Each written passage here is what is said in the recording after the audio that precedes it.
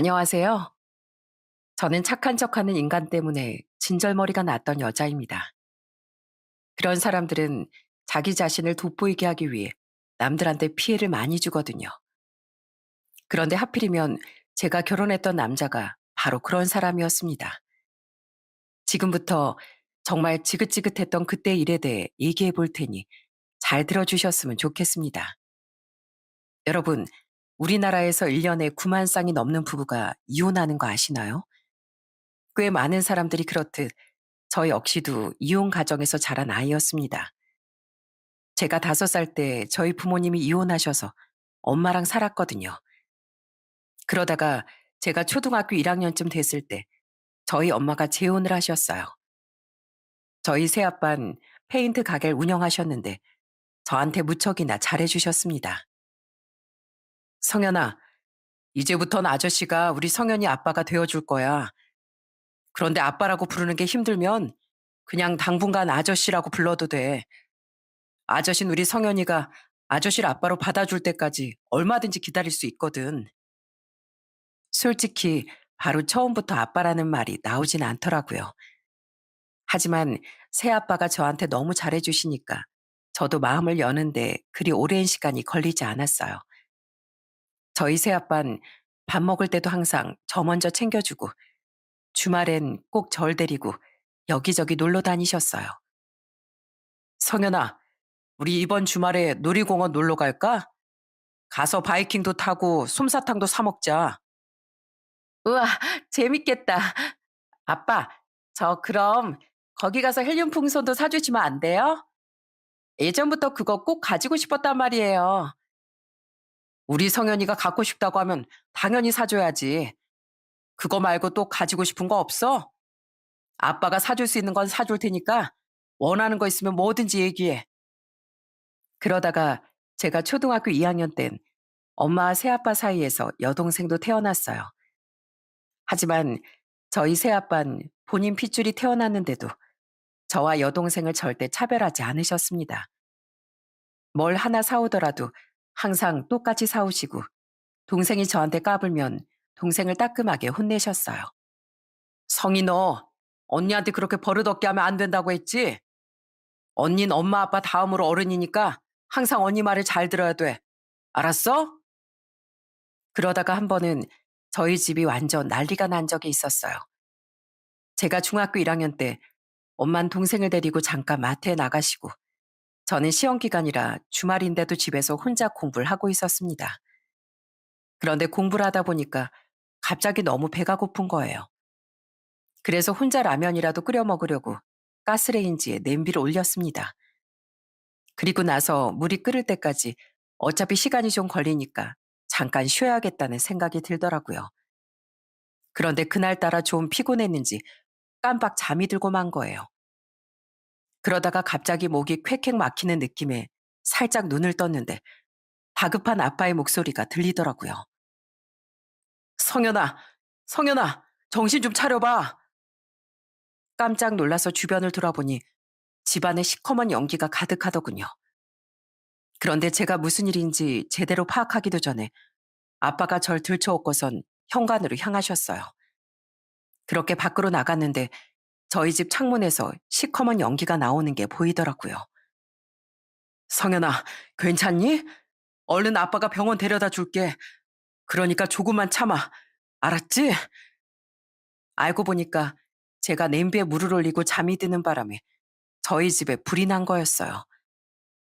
그런데 외출했다가 돌아온 아빠가 저희 집에서 연기가 나는 걸 보고 급하게 집에 들어와 절 구해주신 거였습니다.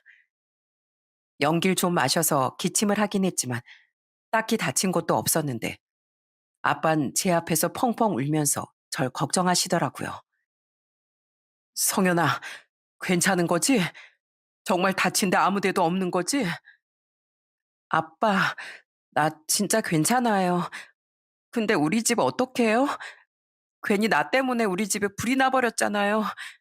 집에 있는 물건들 다 타서 못 쓰게 되어버리면 어떡하냐고요. 그건 괜찮으니까 걱정하지 마. 아빤 성현이 너만 멀쩡하다면 집이 홀랑 다 타버려도 괜찮아.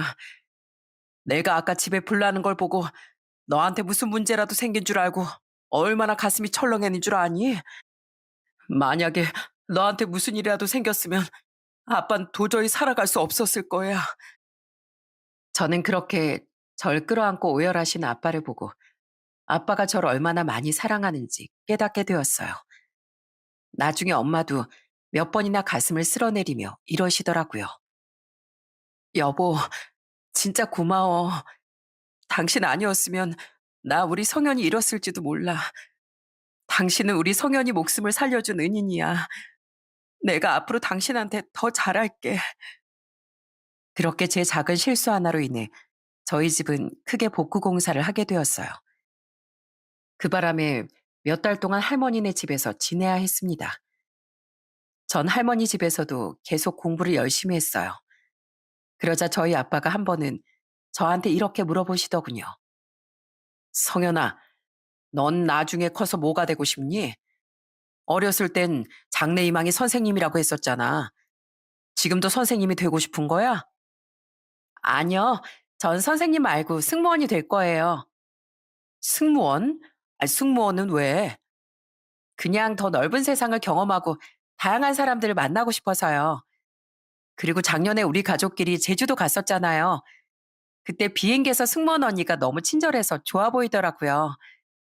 그래서 저도 비행기 타고 여행 가는 사람들한테 좋은 기억을 심어주고 싶어요. 아빠한테 그렇게 말했던 전 정말로 대학을 졸업한 후 승무원이 되었습니다. 어릴 때 꿨던 꿈을 실제로도 이룰 수 있게 된 거죠.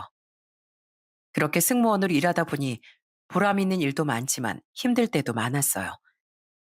하지만 모든 직업이 다 그렇듯이 힘들어도 이겨내야 된다고 생각하고 항상 웃으려고 노력했습니다.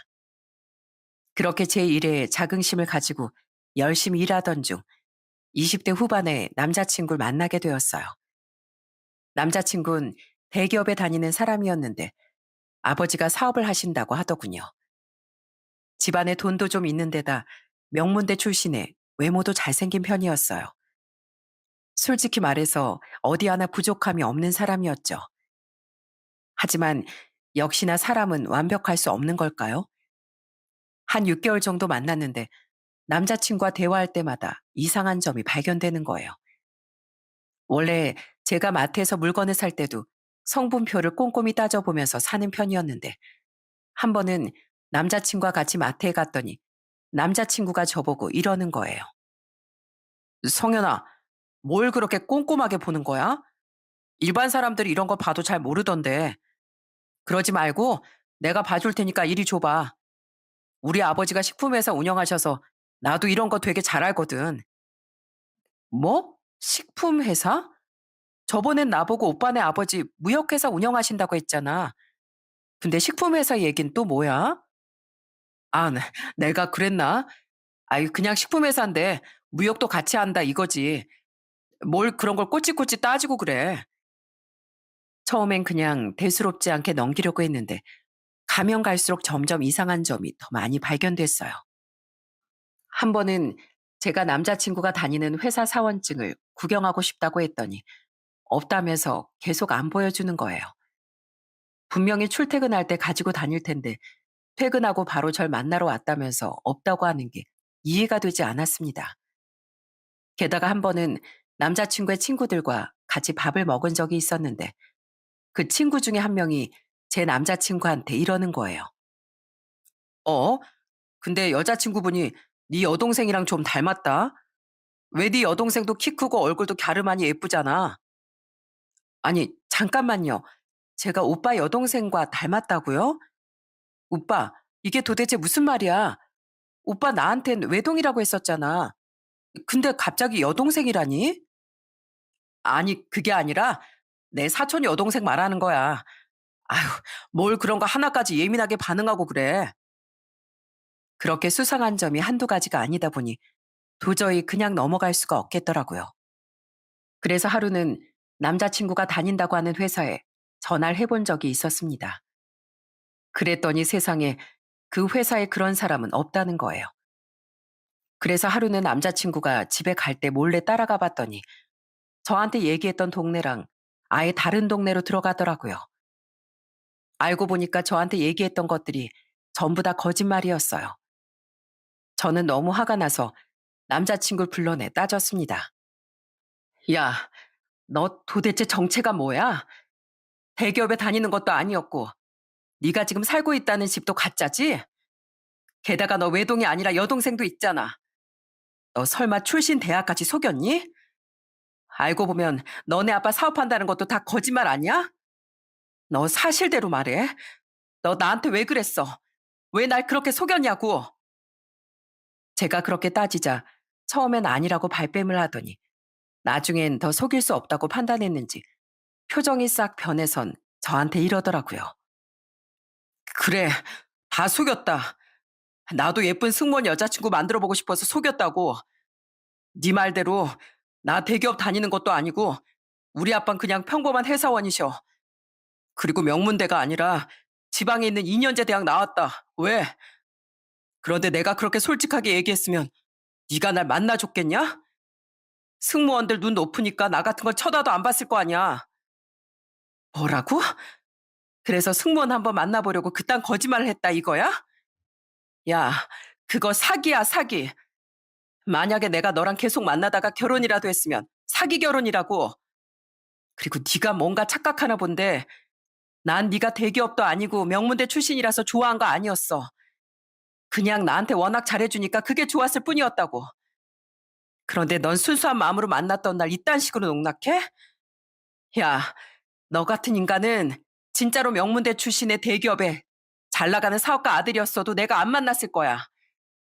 네가 그렇게 인성 더러운 사기꾼인 줄 알았으면 100만 금을 줘도 안 만났을 거라고. 그러니까 그냥 이 자리에서 꺼져. 너 같은 거 보기도 싫으니까 앞으로 내 눈앞에 뛰지 말라고. 알았어? 어떻게 사람을 이런 식으로 속일 수가 있는지 정말 기가 막히더군요.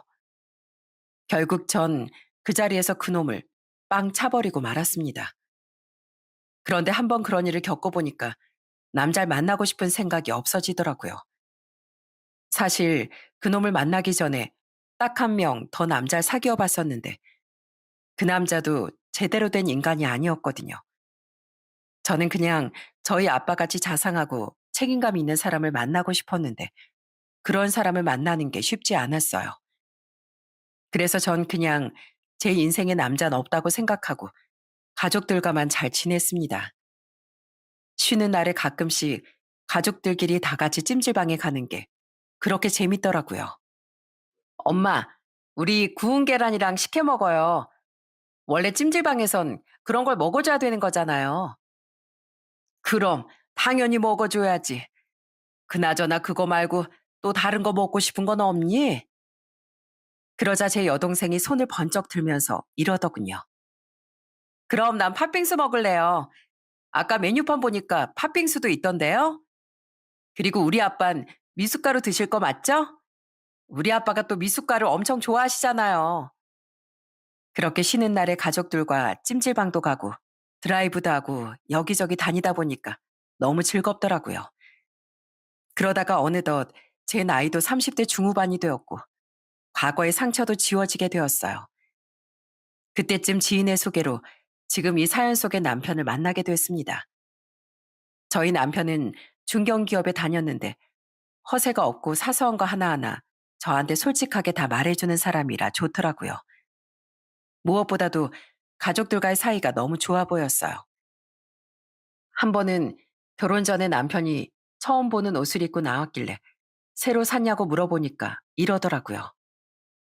아, 이거? 이번에 내 여동생들이 선물로 사준 거야.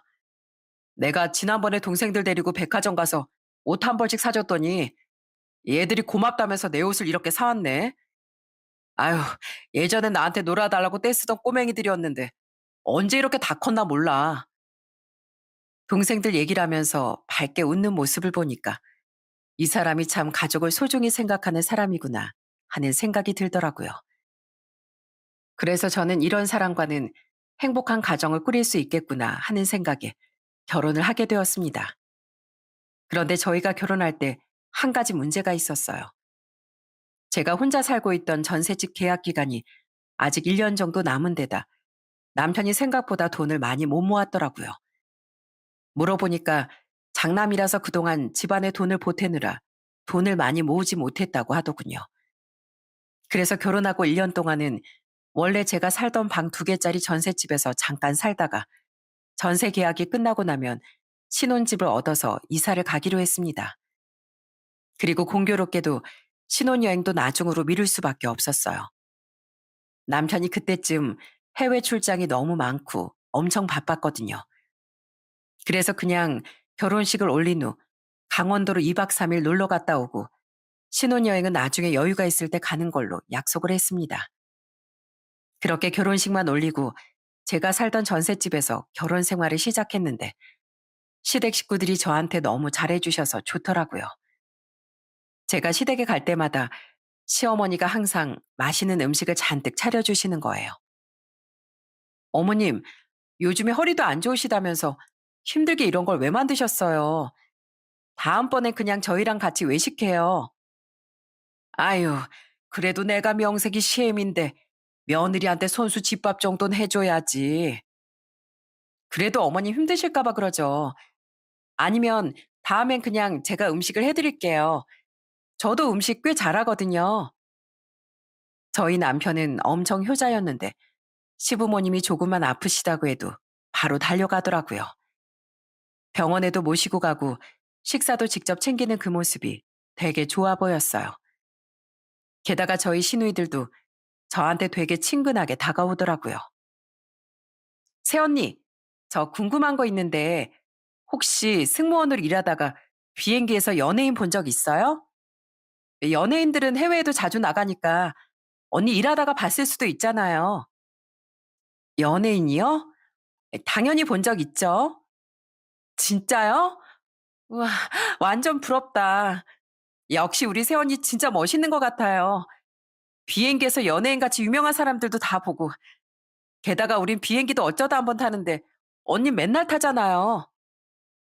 시누이들은 애교가 많은 성격이라 그런지 이런 식으로 절 자꾸 치켜 세워주더라고요. 그러다가 한 번은 제가 시댁 식구들을 저희 집에 초대해서 식사 대접을 한 적이 있었어요.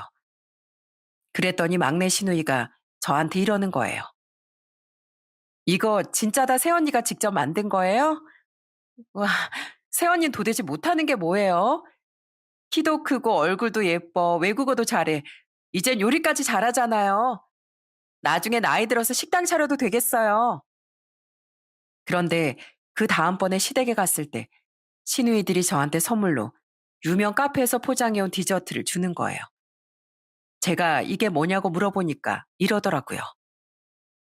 이거 우리가 새언니한테 주는 뇌물이에요. 지난번에 새언니가 음식 해주셨을 때 진짜 맛있었거든요. 그래서 말인데 나중에 또 놀러 갈 테니까 그때 또 해주시면 안 돼요? 어머, 그때 그게 그렇게 맛있었어요? 아가씨들이 해달라는데 당연히 또 해줘야죠. 앞으로는 저 이런 뇌물 필요 없으니까 그냥 먹고 싶으면 얘기해요. 시간 날 때 음식 해주는 게 뭐 그렇게 어렵겠어요. 제가 그렇게 얘기하자 옆에 있던 남편도 신우들한테 이러더라고요. 그래, 원래 이 사람이 음식하는 거 좋아하거든. 그러니까 맛있는 거 먹고 싶을 때 언제든지 와.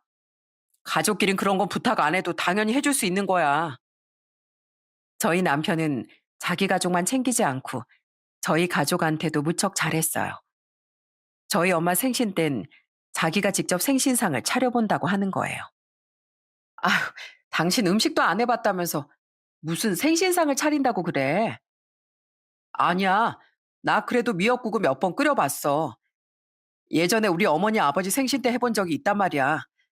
우리 장모님도 내 어머니나 마찬가지인데 내가 미역국 한 번은 끓여드려야지.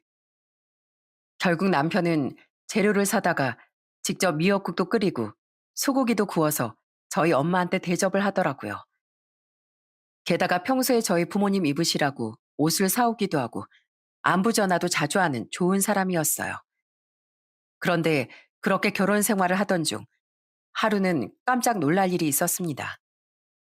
남편 바로 밑에 시누이가 저희보다 2년 먼저 결혼했는데 갑자기 짐을 다 싸가지고선 저희 집에 찾아온 거예요. 무슨 일이냐고 물어보니까 펑펑 울면서 이러더라고요. 새언니, 저 남편한테 쫓겨났어요. 몇 달 전부터 저 같은 여자랑 못 살겠다고 난리를 치더니 저한테 글쎄 이혼서를 던지고 나가라고 내쫓은 거 있죠?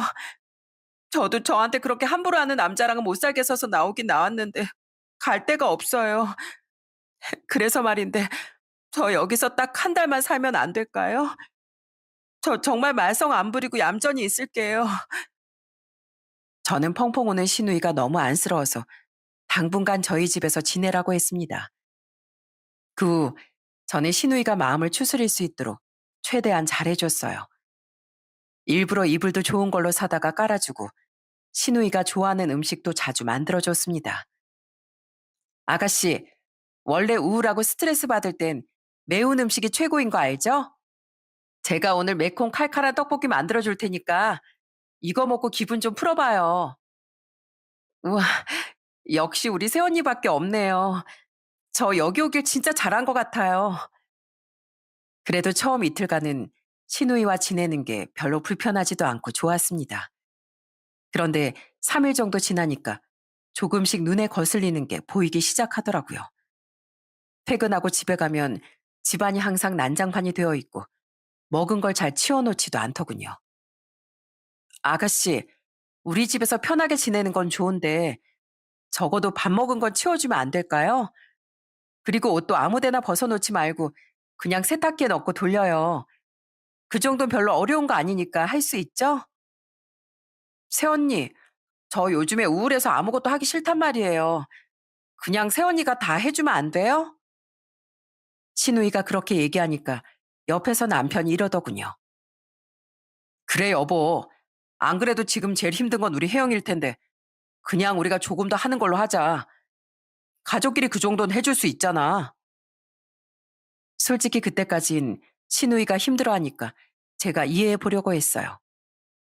그런데 하루는 집에 갔더니 냉장고에 소주가 가득 채워져 있는 거예요. 제가 이게 뭐냐고 물어보니까 신우이가 자긴 밥 먹을 때 술이 없으면 허전해서 채워놓은 거라고 하더군요. 그런데 문제는 신우이가 맨날 밤마다 술을 마시고 제대로 치우지도 않는 데다 맨날 밤늦게 시끄럽게 고성방가를 했다는 겁니다. 급기야 윗집에서 너무 시끄럽다고 찾아오기까지 했어요. 아가씨, 무슨 술을 이렇게 맨날 마셔요?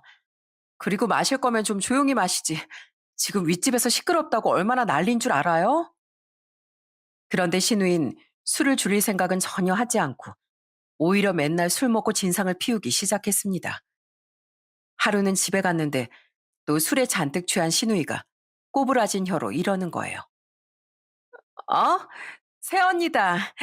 새언니, 근데 여기 화장실은 어디 있어요? 분명히 이 집에 화장실이 있었는데 아무리 찾아도 안 보여요. 여기가 화장실인가? 신우인 그렇게 말하더니 갑자기 거실에서 소변을 보려고 하는 거예요. 저는 기겁을 해서 신우의 팔을 끌고 화장실로 데려갔습니다. 아가씨, 미쳤어요? 여긴 우리 집 거실이잖아요. 도대체 술을 얼마나 마셨길래 화장실도 못 찾아요. 나중에서야 안 사실인데 신우이가 워낙에 술을 먹고 진상을 많이 부리다 보니 심애부도 질려서 이혼하자고 한 거였더라고요. 저도 같이 살아보니까 이혼 얘기가 나올만 하더군요.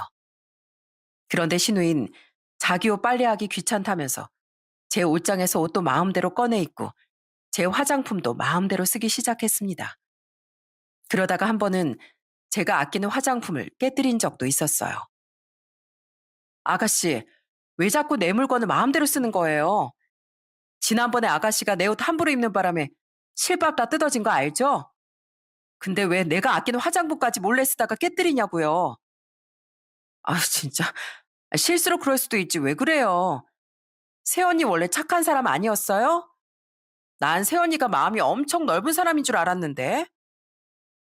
게다가 제가 일하느라 바빠서 며칠 반찬을 새로 못했는데 신우이가 그걸 또 시모한테 일렀는지 시모가 저한테 전화해서는 화를 내기 시작하는 거예요. 이해. 너 도대체 집에서 하는 게 뭐니? 여자가 결혼을 했으면 반찬 정도 꼬박꼬박 만들어 먹어야지. 네가 살림에 신경을 안 쓰는 바람에 우리 혜영이가 집에서 먹을 거 없다고 나한테 반찬 보내달라는 얘기까지 하잖아. 어머님, 저 요즘에 엄청 바빠요. 그리고 아가씨는 하루 종일 집에 있는데 반찬 정도는 직접 만들어 먹어도 되는 거 아닌가요? 참나, 너희 집 살림인데 왜 우리 딸 보고 반찬을 만들라고 그래? 정 그러면 재료 사게 카드도 주고 용돈도 좀 팍팍 주던가. 시모까지 그런 식으로 나오니까 정말 미칠 것 같더군요. 그래서 결국 전 2주 만에 시누이랑 못 살겠다고 남편한테 얘기했습니다. 그러자 저희 남편이 어쩔 수 없이 시누이를 쫓아냈어요. 결국 시누이는 막내 시누이가 혼자 사는 오피스텔에 들어가 산다고 하더라고요. 그런데 그렇게 되니까 시모가 또 저한테 전화해서는 난리를 치기 시작하는 거예요. 너 진짜 그러는 거 아니다. 우리 딸이 힘들어서 잠깐 신세 좀 지겠다는데 어떻게 2주밖에 안 돼서 우리 딸을 내쫓을 수가 있어? 넌 남편한테 이혼하자는 얘기 듣고 집에서 쫓겨난 우리 딸이 불쌍하지도 않니? 불쌍하게 뭐가 불쌍해요? 제가 아가씨랑 2주 동안 같이 살아보니까 심해부가 2년 넘게 참은 것도 진짜 대단한 거예요. 새언니인 제 앞에서도 저러는데 심해부한테는 얼마나 심하게 했겠어요. 저야말로 아가씨 때문에 2주 동안 스트레스 받아서 미칠 뻔했다고요. 그러다가 한 번은 정말 어이없는 일도 있었답니다. 남편이 어느 순간부터 자꾸 생활비를 안 주길래 왜 안 주냐고 꼬치꼬치 캐물으니까 결국 제가 몰랐던 사실을 실토하기 시작하더군요. 그게 내 동생들이 자꾸 카드값이 많이 나온다고 해서 내가 계속 대신 내주고 있었어. 그래도 내가 오빠인데 동생들한테 문제 생겼을 때 오빠로서 해결을 해줘야 되잖아. 뭐라고? 아니, 도대체 아가씨들은 돈도 제대로 안 벌면서 무슨 카드를 그렇게 쓰는 거야? 둘 다 지금 거의 백수나 마찬가지잖아. 그럼 돈을 더 아껴 쓸 생각을 해야지. 왜 사고 싶은 거 다 사면서 그 돈을 당신 보고 내달라고 하냐고. 가족끼리 그럴 수도 있지 뭘 그래. 내가 명색이 오빠인데 동생들한테 그런 걸로 치사하게 따지고 싶지 않아. 난 항상 가족한테 잘하는 좋은 사람이 되고 싶단 말이야. 세상에 전 가족이 아닌 건지 가족한테 잘하겠다고 저런 식으로 하는 남편이 이해가 되지 않더라고요. 게다가 시누이들은 너무 철이 없어서 저희 시부생신 때 저보고 랍스타 뷔페를 예약하라고 하더군요. 뭐라고요? 우리 아버님 갑각류 못 드시는데 무슨 랍스타 뷔페예요. 아버님 생신이시니까 당연히 아버님 좋아하시는 음식으로 예약해야죠. 그냥 우리가 먹고 싶어서 그래요. 어차피 우리 아빠 워낙에 입이 짧고 양도 작으셔서 많이 못 드신단 말이에요. 랍스타 뷔페 다른 음식들도 있으니까 아빤 그거 드시면 되죠 뭐. 세상에 자기 아빠 생신인데도 본인들 입만 챙기는 모습이 정말 한심했습니다. 예전엔 저한테 애교 있게 살갑게 굴어서 좋았었는데 언젠가부턴 그냥 시누이들과 말을 섞는 것 자체가 싫어지더라고요. 게다가 남편도 맨날 가족을 위한다고 잘못된 걸 바로잡을 생각도 안 하니까 너무 답답했어요. 그래도 전 시간이 지나면 나아지겠지 하면서 참고 또 참았습니다. 그러다가 전세 만료 기간이 몇 달 안 남았길래 슬슬 남편과 같이 신혼집을 알아보고 있었어요. 그런데 남편이 모은 돈이 별로 없다 보니까 저희 돈만 가지고는 신혼집을 얻기 힘들더라고요. 결국엔 저희 아빠가 돈을 보태주시고 제 이름으로 대출도 받아서 방 3개짜리 깔끔한 아파트를 얻게 되었습니다. 하루하루 그 집으로 이사 갈 날을 기다리는 게 너무 설레고 좋더라고요. 그 후 전세 계약 기간이 만료되어 신혼집으로 이사를 가게 되었는데 그때 얼마나 기뻤는지 몰라요. 여보, 이제 여기가 우리 집이야.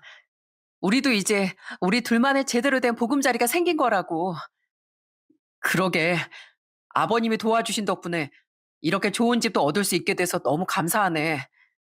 우리 이제 살림살이도 천천히 채워 넣는 걸로 하자. 나 이 집에서 당신이랑 진짜 행복하게 살 거야. 그렇게 이사를 간 후 저희는 결혼할 때 못 갔던 신혼여행도 가게 되었어요. 저와 남편이 둘 다 바닷가를 좋아하다 보니 하와이로 가게 되었는데 풍경 자체가 한국이랑 많이 다르다 보니까 거기에 있는 것 자체만으로도 너무 힐링이 되더라고요. 여보, 아까 스노클링 할 때 거북이 봤지? 나 무슨 애니메이션에 나오는 바닷속에 들어온 줄 알았잖아. 물고기들도 알록달록한 게 완전 딴 세상 같아. 그러니까 말이야. 신혼부부들이 왜 여길 신혼여행지로 많이 선택하는지 이제 알 것 같아. 공기도 맑고 풍경도 예쁘고 바닷물까지 파랗고 깨끗하니까 얼마나 좋아. 그런데 그렇게 신혼여행을 하는 도중에도 시누이들이 저한테 전화해서는 자꾸 귀찮게 하더라고요. 새언니, 한국 들어올 때 우리 선물 뭐 사올 거예요? 설마 가족인데 싸구려 사오는 건 아니죠? 지금 우리 엄마랑 아빠도 엄청 기대하고 있단 말이에요. 혹시 새언니가 고민할까봐 얘기하는 건데 우리 엄만 명품백이 가지고 싶고 아빤 고급 시계가 갖고 싶대요. 그러니까 잘 참고하세요. 아셨죠? 얄미운 목소리로 그렇게 얘기하는데 가까이에 있었으면 꿀밤을 한 대 확 때려버리고 싶었어요. 그래도 하와이에서 보내는 시간이 너무 즐거워서 그렇게까지 기분이 나쁘진 않았어요. 그런데 문제는 제가 한국에 돌아갔을 때 발생하고 말았습니다. 신혼여행 끝나고 집에 갔는데 저희 신혼집에 웬 불청객이 찾아와 있었거든요. 세상에 현관 비밀번호는 또 어떻게 알았는지 저희 시누이들이 술에 취해서 떡하니 거실에 누워 있는 거예요. 식탁엔 먹다 남은 짜장면이 있고 바닥엔 술병이 굴러다녔습니다. 너무 황당해서 집안을 둘러보니 방 두 개에 각각 자기들 짐을 풀어놨더라고요. 아가씨들, 지금 이게 뭐 하는 거예요? 우리 집은 어떻게 들어온 거고 저 방 두 개에는 왜 아가씨들 짐을 풀어놓은 건데요? 아, 우리 오빠가 비밀번호 알려줘서 들어왔죠. 그리고 우리 오빠한테 얘기 못 들으셨어요? 집이 워낙에 넓고 좋길래 우리가 이제부터 방 두 개 쓰기로 했거든요. 어차피 세원이는 안방 하나만 있으면 되잖아요. 뭐라고요? 아가씨들이 왜 마음대로 저 방들을 쓰는 건데요? 여기 우리 신혼집이에요. 저랑 이 사람이 둘이서 사는 집이라고요. 에이, 두 명이서 이런 넓은 집에 살아서 뭐해요. 그냥 가족끼리 같이 살면 북적북적하고 좋잖아요.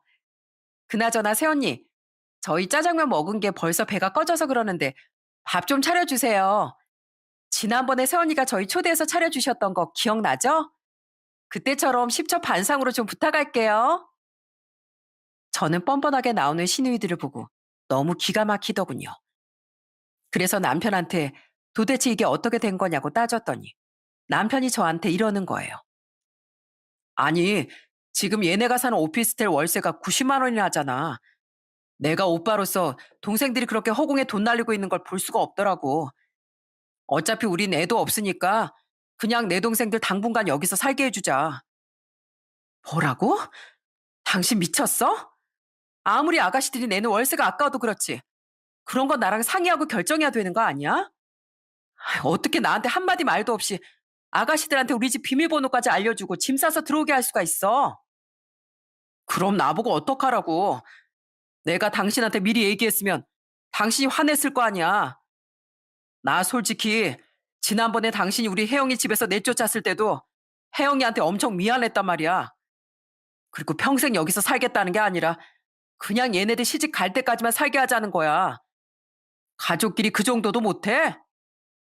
뭐? 시집 갈 때까지? 한 명은 최근에 이혼당했고 또 한 명은 백수에다가 사치만 부리는 사람인데 도대체 언제 시집을 간다는 거야?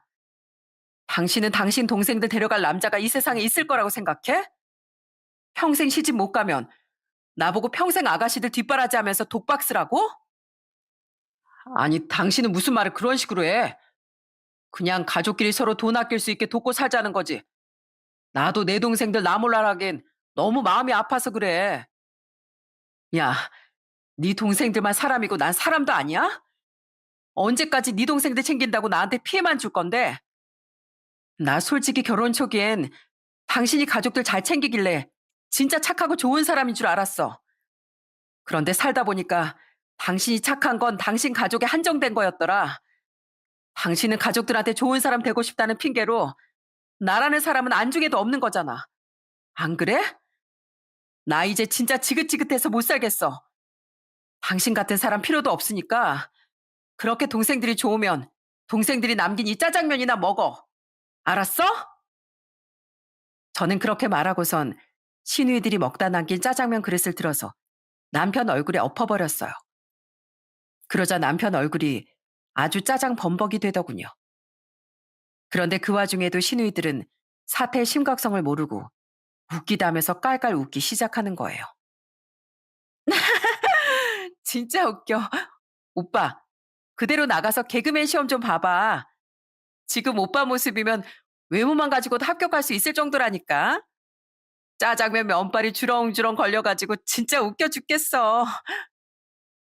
아무리 생각이 없어도 그렇지. 이런 상황에서까지 배꼽 잡고 웃는 시누이들을 보고 너무 화가 나더군요. 그래서 저는 짜장면 소스를 손으로 한가득 집어서 시누이들한테 뿌려버렸습니다. 아, 새언니, 지금 이게 뭐 하는 거예요? 왜 우리한테까지 짜장을 뿌리고 난리예요? 저는 그 말에 대답은 하지 않고 방으로 들어가 저희 신혼집 전세 계약서를 가지고 나왔습니다. 그리고 시누이들한테 그 계약서를 보여주면서 이렇게 얘기했어요. 아가씨들, 지금 이게 뭔지 알아요? 전세 계약서예요. 전세 계약서. 눈이 있으면 똑바로 봐요. 이 집 전세 명의가 누구 건지 똑바로 보라고요. 여기 써 있는 이름 빨리 안 읽어요? 제가 계약서에 써 있는 이름을 손가락으로 가리키면서 소리를 치자 그제서야 잔뜩 주눅이 든 목소리로 이러더군요. 민성현이잖아요. 새언니 이름 민성현이요. 참나. 하도 하는 짓이 어린애 같길래 한글도 못 읽는 줄 알았더니 그래도 글자는 읽을 줄 아나 봐요? 이봐요 아가씨들. 여기 써 있는 대로 이 집 전세 명이 내 이름으로 되어 있고요. 이 집 전세 자금도 우리 친정아빠 도움받아서 마련한 거예요. 그런데 아가씨들이 무슨 자격으로 우리 집에 마음대로 들어와요? 아니 우린 오빠가 들어오라고 해서 들어온 거예요. 그리고 아무리 새언니 명의라고 해도 둘이 부부 사이니까 우리 오빠한테도 권리가 있는 거 아니에요? 부부 사이요? 아가씨, 하나 모르는 게 있는 것 같은데 나 아직 이 인간이랑 혼인신고도 안 했거든요? 지금 같이 살고 있다 뿐이지 나중에 애 낳으면 하려고 아직 혼인신고 안 했다고요. 그럼 법적으로 부부도 아닌 거 알죠? 그러니까 당장 여기서 나가요. 나 이 인간이랑 부부도 아니고 오늘부로 아가씨들도 내 시댁 식구들 아니니까 여기서 나가라고요. 제가 그렇게 얘기하니까 이번엔 남편이 저한테 이러더군요. 여보, 그게 무슨 말이야? 내 동생들 여기서 살게 해주는 게 그렇게 어려워? 당신 원래부터 그렇게 속 좁은 여자였냐고.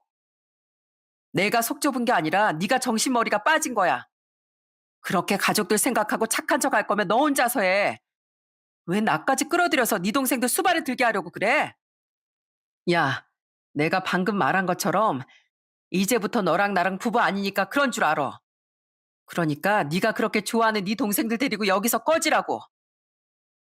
저는 그렇게 말하고선 남편과 시누이들을 전부 다 집 밖으로 내쫓아 버렸어요. 그러고 나서 집안을 한 번 더 둘러봤는데 아주 돼지우리가 따로 없더라고요. 저는 이런 인간들과는 도저히 상종을 하고 싶지 않다는 생각이 들었습니다. 어차피 혼인신고도 안 했으니까 그냥 이대로 끝내야겠다고 결심했어요. 그런데 다음날 이 사실을 알게 된 시모가 저한테 전화해선 난리를 치기 시작하더군요. 예, 네가 뭔데 우리 애들을 마음대로 내쫓아? 여자가 결혼했으면 시댁 식구들 챙길 생각을 해야지. 어디서 이 추운 날에 길바닥으로 내쫓고 있냐고?